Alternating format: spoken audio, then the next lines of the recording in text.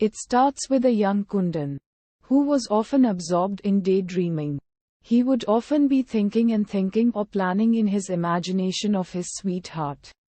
Youth sees impossible things with a silver lining. Udharan. But his parents expected differently from him. So they decided to end all this nonsense and fixed up marriage with the girl to whom he was betrothed in the childhood. Udharan. In order to avoid his marriage, Kundan comes over to Bombay with the help of his friend Ghuchu. Kundan and Ghuchu while in Bombay soon meet Professor Dho, who after putting them a number of interesting questions agrees to give them jobs. Professor Dho was a very famous sculptor.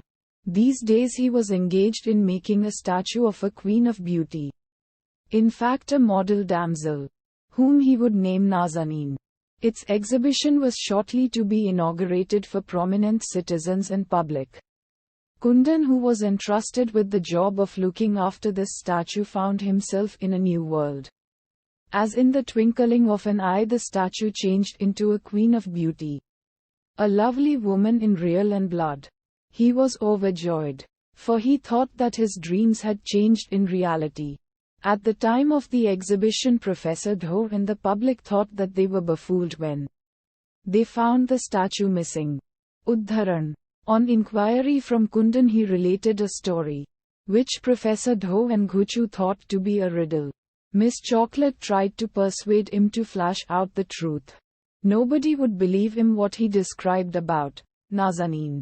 He was considered to be a lunatic and forced to be admitted in the lunatic asylum. Udharan. His love for Nazneen did not end even in the asylum, and soon he found himself in the court to say something of the charges leveled against him. He escaped the courtroom and came to the house to meet his Nazneen.